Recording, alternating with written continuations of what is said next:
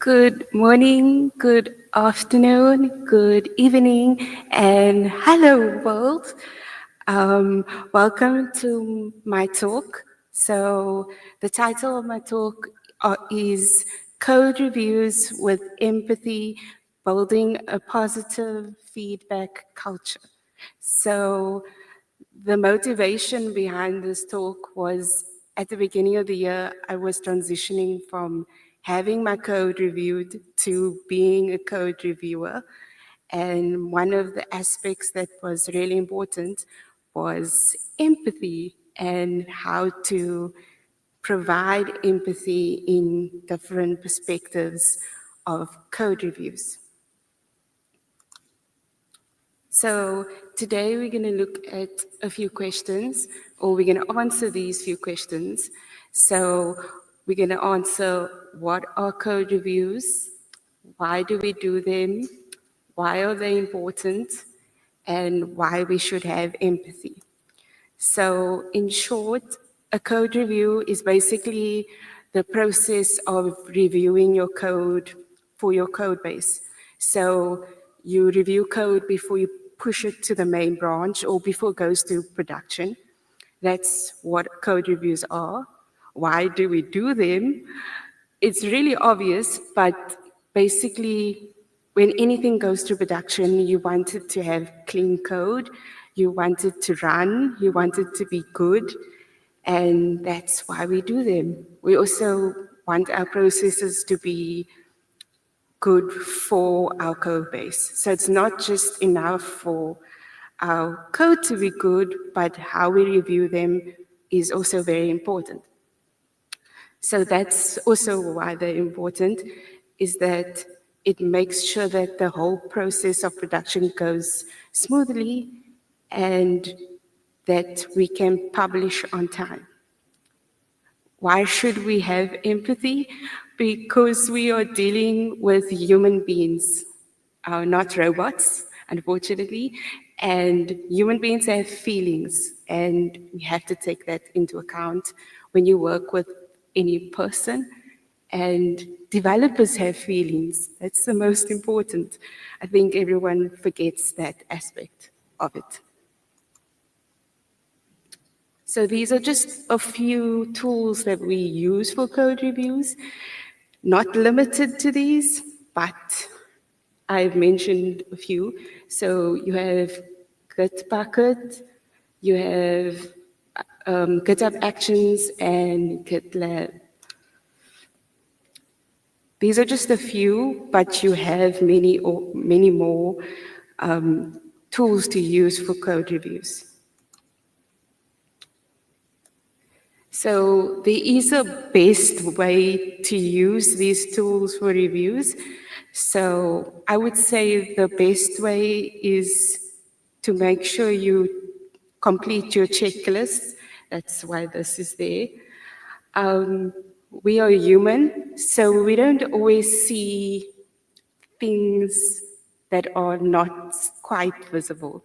So we will run something and you'll think it works great.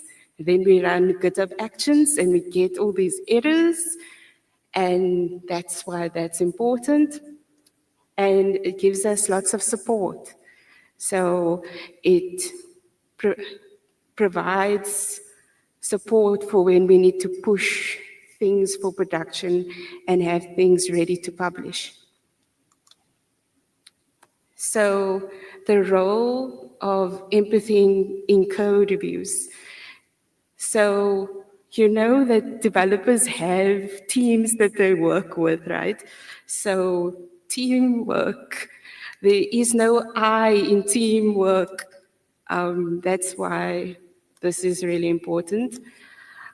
You want positive vibes only. So you want a positive work environment. You want to be able to tell your coworker that something is not right. It goes both ways.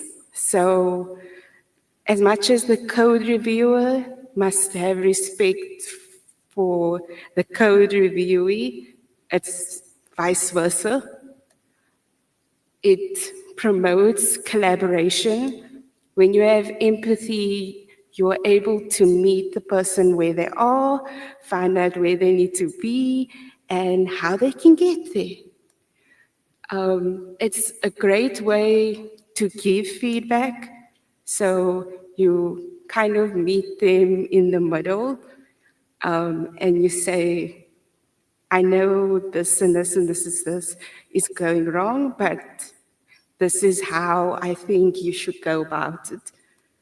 And trust. Empathy builds trust. You need trust to work with other people. It's important to have it. And it just means you can trust the other person with information and they feel the same way.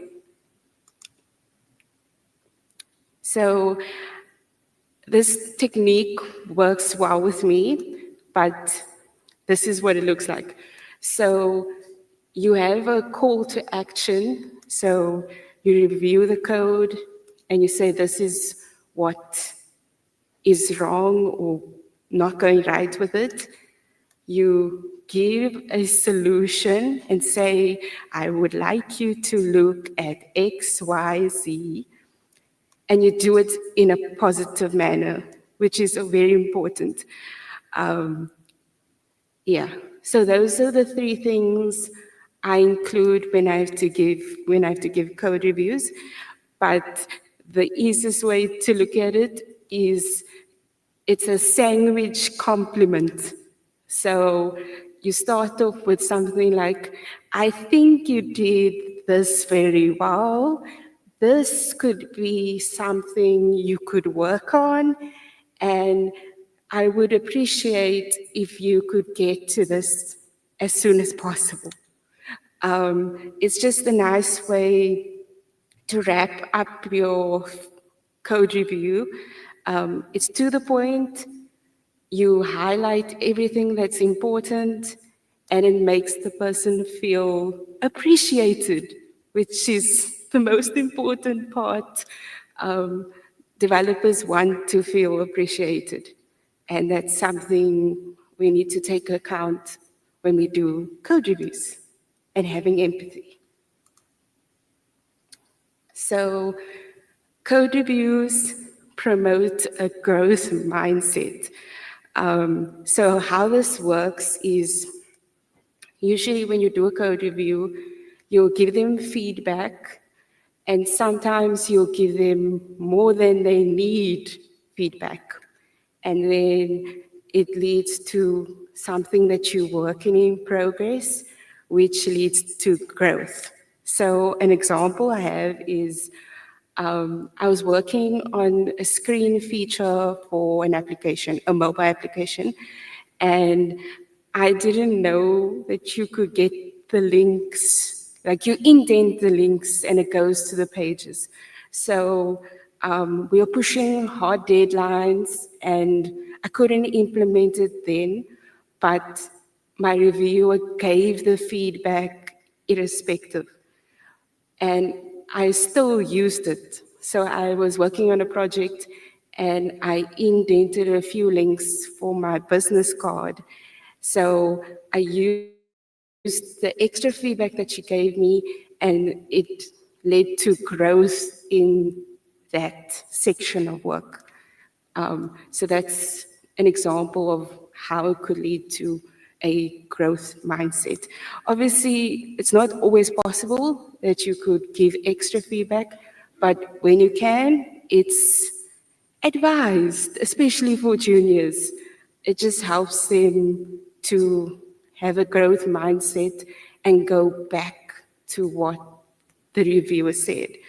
I think oftentimes we don't go back and we just do what we need to do, and that's not the type of mindset you should have. You should want to grow your knowledge and everything that's important with that. And then you obviously build team morale with code reviews. So trust is really important. So trust is not just about them trusting you to do your job, but it's also Can you tell me when things go wrong? Can you tell me when things go right? It's about open communication and communicating effectively. And obviously, this is a safe space.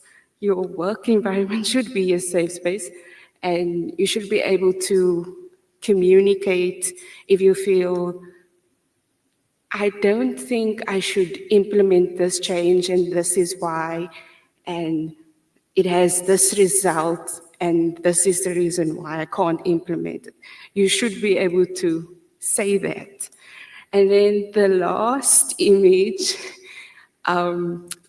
is what we all do at some stage, but we don't want to end up here. So, when something goes wrong in the code base, or maybe the code reviewer makes mistakes, we tend to blame everything on the person that might have made a mistake. So don't be the person that does the blame game. It's often done, but rather figure out how you can fix things. That's really important. So example of this is I accidentally broke main and I was freaking out and I was like phoning everyone. I was like, I broke main branch. What are we going to do? And then the person who was reviewing my code, she was like, take a deep breath. It's going to be fine. We will work through this together. We'll debug line by line and just do another PR and then merge it into main. So the common pitfalls with code review dynamics. So everyone feels proud about their code, right? There's no one in here that has done something and they don't feel proud about it. You feel happy about your code. And sometimes when you get feedback about it, it kind of hurts your feelings and you get defensive about it. So as a code reviewer, you need to be prepared to hear that. And it's important that maybe the person might have taken it personally. So the best thing to do is have happy thoughts. Just try to understand why the person is mad, but also explain it in a very good way that this doesn't work, or the reason why you are giving that feedback. But be prepared, you're gonna get defensive people saying, I like to write my code like this. Why must I take your suggestions? Just bear that in mind. Those are the things that you could experience that AI can't help you with, because you still have to talk to the person. So, yeah. So I have a few reviewer and reviewee stories that I'm going to share. So it's just how to be empathetic in those situations. So I think as a reviewer, I've had lots of developers kind of be upset with each other.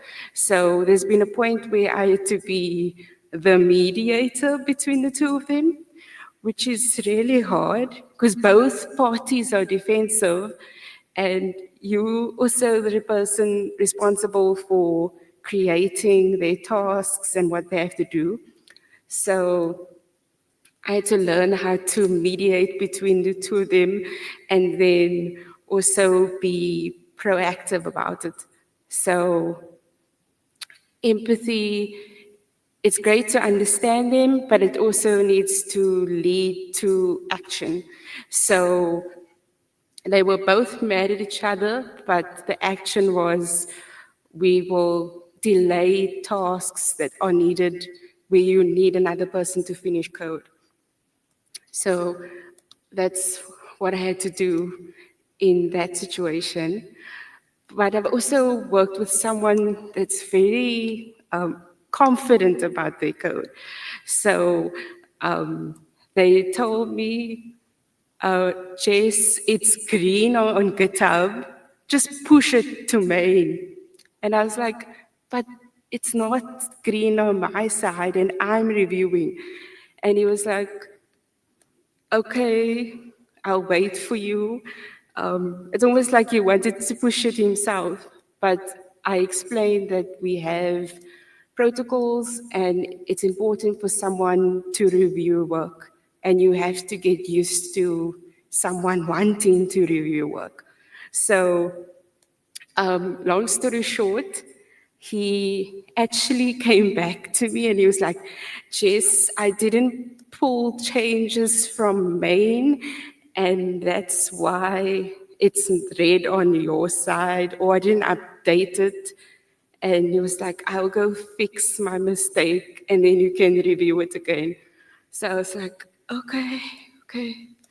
But I realized in that moment I had to be honest with him and I had to tell him that I really don't think it's working on my side. I think that was hard because you already feel the feedback from the developer and they don't sound like, I don't, they don't sound like peaceful or like in good spirits by what you said. So it's almost like you have to be firm that something is not right. So empathetic but firm. And yeah, those are like my two big stories as a reviewer. Um, Another thing would be that reviewing takes time.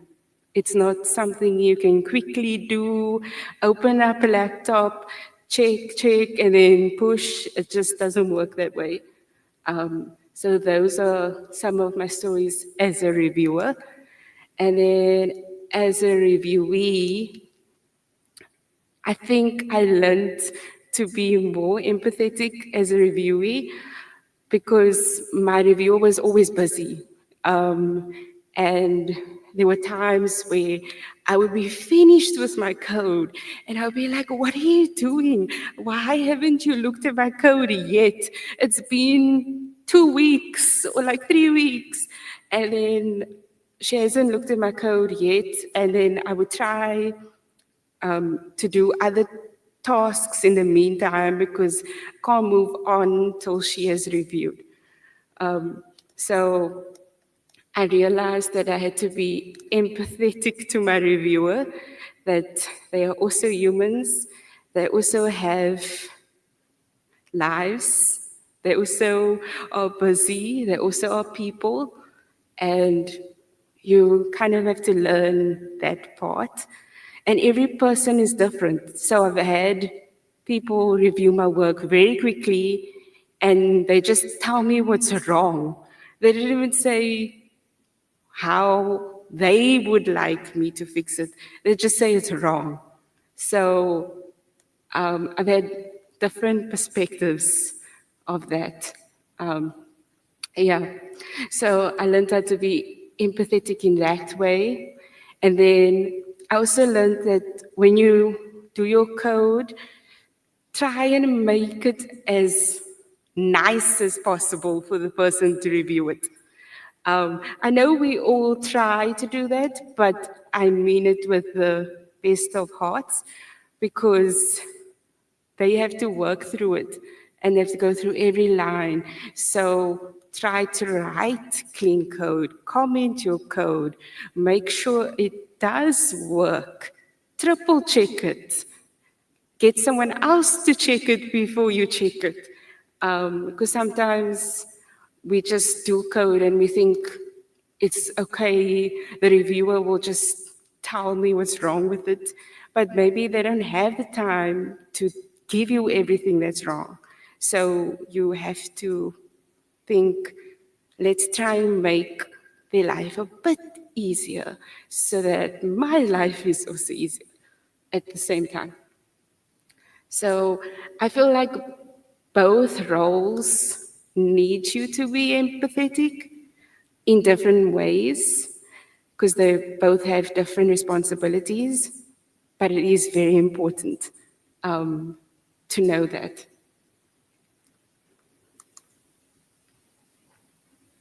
So my overall conclusion or conclusions would be that code reviews are very important. It's nice to have AI, but people have that human touch, and it's good to experience it. I've had good experiences of it, so I try to give good experiences. Empathy is important. It's different for everyone because everyone receives and gives it differently, but all of them mean the same thing. So my version of empathy might differ from James' version of empathy, but we are both empathetic. Doesn't mean that we're not. We just show it in different ways. So yeah, I think both people show it differently, or both roles show it differently. So that's why I think empathy is important. And code reviews doesn't just like apply to code. It's just because I do code that it made sense. But it's like any type of task that you have or any type of work that you are doing. So it will apply the same way in project management, consulting. It's the same way you review stuff, if that makes sense.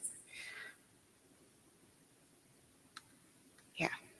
So my overall conclusion would be that empathy is important. We should try to be empathetic, and that's important too. Yeah.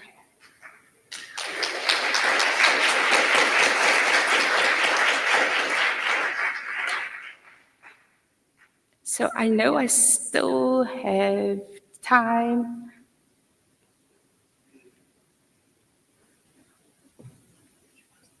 Oh, okay. So I'm going to take questions.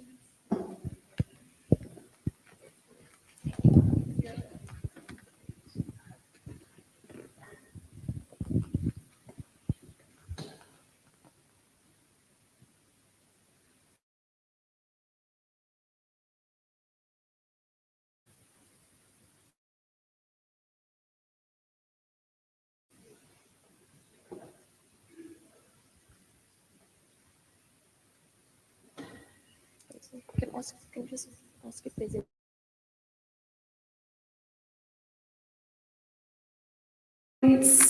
Stories.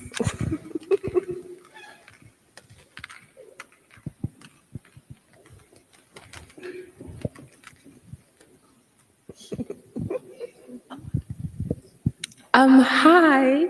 Hi. Do you mind going a bit into the detail how you exactly you became a code reviewer? Like Okay. the process. The process. Yeah. Okay. So I'm going to give it from an Android perspective because just I'm an Android dev. So what would happen is obviously everyone is assigned a PR, right? A pull request. And you will be assigned to review that person's pull request. So how you would do that is, for me, I would open the person's pull request, read what they had to do. So for us, we have what we call it a main branch, which is where our production code is basically, which is on GitHub. So I would look at what they had to do. So I would like go through each sentence line by line, highlight what exactly they had to do, where they had to work. So for us, we had different modules in our entire application. So if they're working like on the front, they would work in presentation, for example, in the presentation module. So I'd go through everything that they have to do. I'll read it, I'll find out where they needed to be.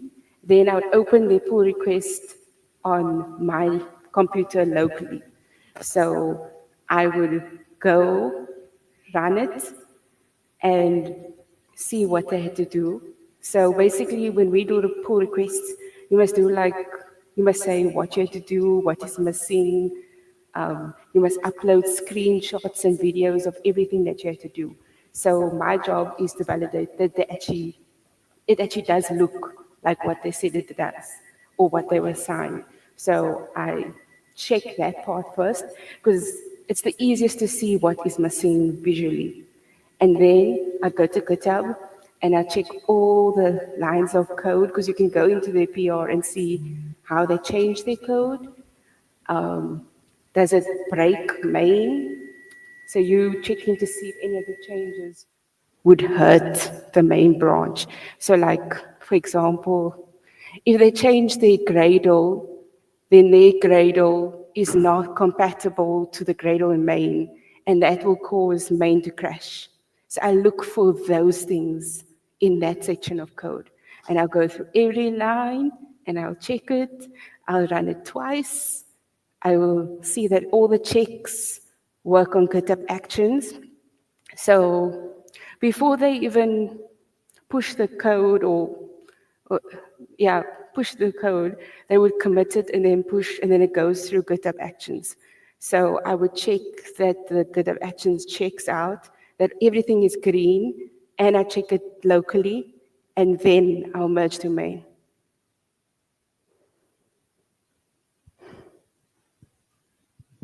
So essentially, you would be the person who would check whether or not the code actually meets the requirement of the client, right? Yes.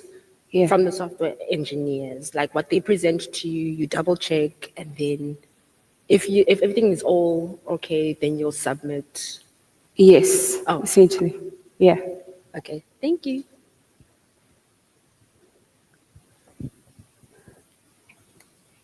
Any other questions or thoughts, extra thoughts on what I said?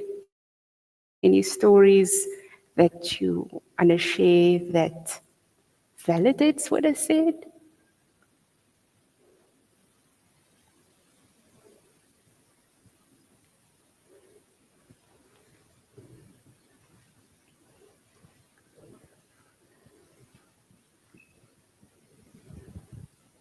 Hi again. It was a can you hear me?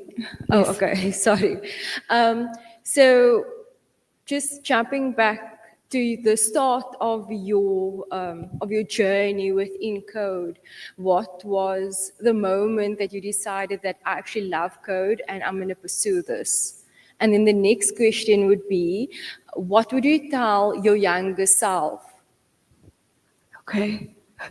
Um, so the moment I realized that I love code, I know this is a sound cliche, but you know when you build your first Android application and you get it to say "Hello World" and like it shows the screen, that was like the moment I knew like I got this thing to work. This is what I want to do. That was like one of the bigger moments. And then I would say the rest of it just became extensions of it. So, um, for example, I got my indentation. So when on mobile, when you click on a link and it goes to that page, it's actually indented with the link on the Android side. I didn't know that, and I actually got that to work. So I would say, um, for me, loving code is extensions of everything working out, but also dealing with the getting it to work out. So yeah, that's the answer to the first question. The second question, what I would tell my younger self. I would say don't be scared. Lots of people are scared of like failing or getting things wrong. I would say you mustn't be afraid. You must be as adventurous as possible. That would be what I would tell my younger self. Yeah.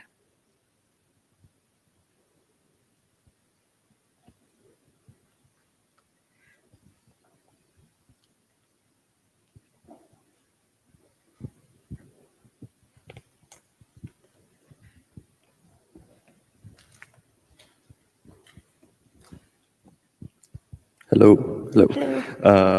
So just to validate what you said, my very first project, I got stuck in I would say a PR battle where two seniors were sort of arguing with each other through my PR, and it was one of the most frustrating experiences I've ever had. So yes, what you're saying I think is very important. But a question I have is, how would you communicate with your team that the feedback you're currently receiving isn't constructive, it isn't helpful?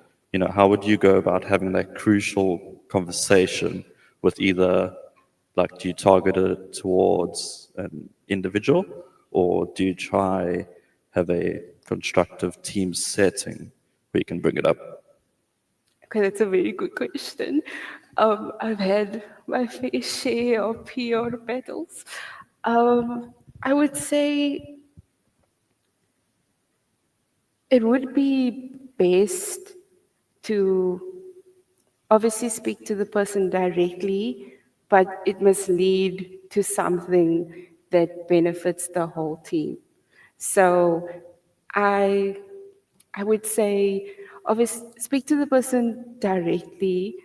I would say try to be as straightforward but kind. So I know that's very hard because how do you do that? Um, but if the feedback is really not constructive, what can you do with it? Like, really, you have to explain that you've given me this, but it does not lead me to actionable items that gives me solutions for what you want me to do. If that makes sense. Like, they have to tell you, this is not what I'm happy with, and this is why I'm not happy with it, and this is what I want you to fix. They have to give you some sort of direction. So you could say something along the lines of, your, your feedback is not constructive because it lacks direction for me as a developer to know how I can go about fixing it. And then I would suggest maybe we could have a team session or meeting where we could come up with a template on what works best to communicate constructive feedback, because you want your developers to know exactly what they should do, what they should fix, so that they can do it as soon as possible. If they still have to figure out what they have to fix, then that's a problem. And it's an additional problem because time is of the essence. So that's how I would think about going about it. Obviously, it depends on people dynamics and everybody's different. So I would say, in what everything that I've said, feel out your team, try and see how they best communicate, try to match them at that so that it's just a smoother transition. I hope that helps. So,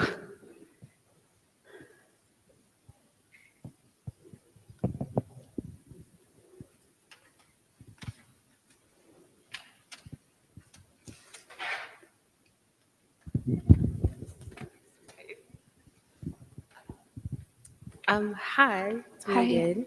Uh, what are the more common mistakes that you see from juniors, and how can we go about avoiding them? Like this applies to any coding language, whether it's Python, Java. What are the more common mistakes that you see, and how can we avoid them? Oh, okay. So I would say common mistakes would be not checking your work. Say that because I know that we have hard deadlines, obviously, but checking your work means that you spot things before it even gets to your reviewer. And that's what makes code reviewers upset, or I shouldn't say code reviewers, but seniors upset, because they obviously see all those mistakes. And for them, it's obviously, how could you do this type of thing? So I would say check your work regularly.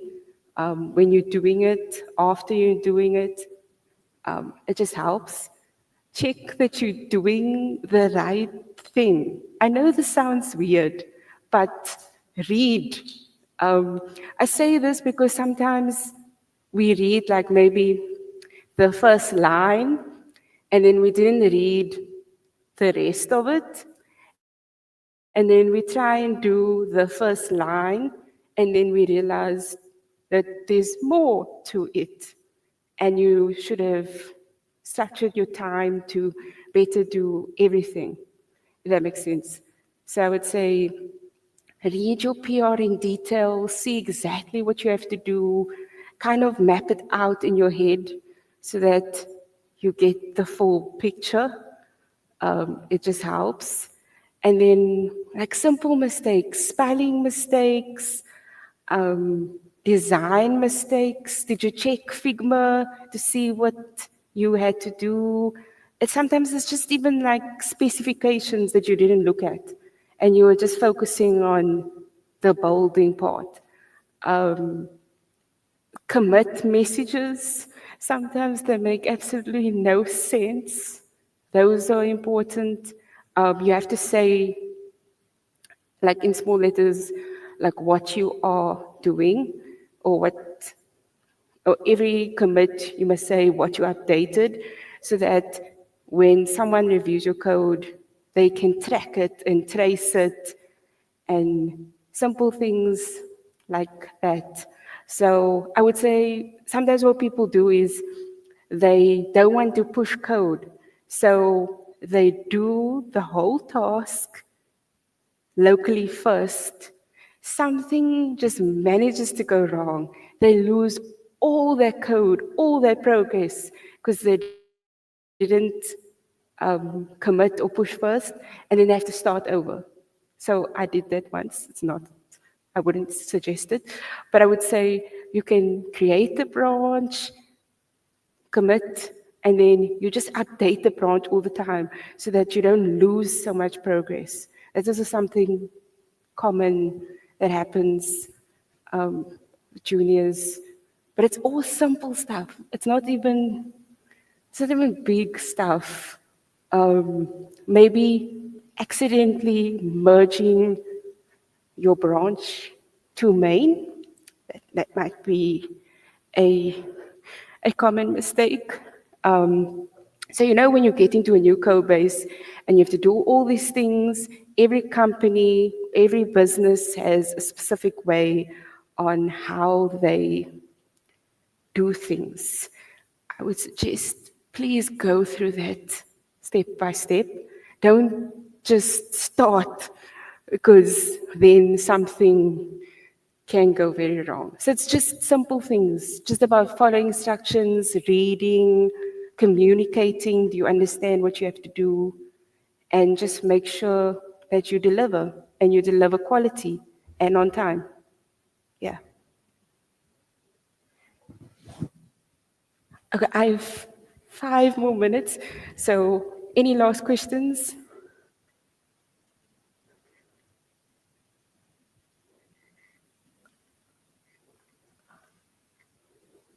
Okay.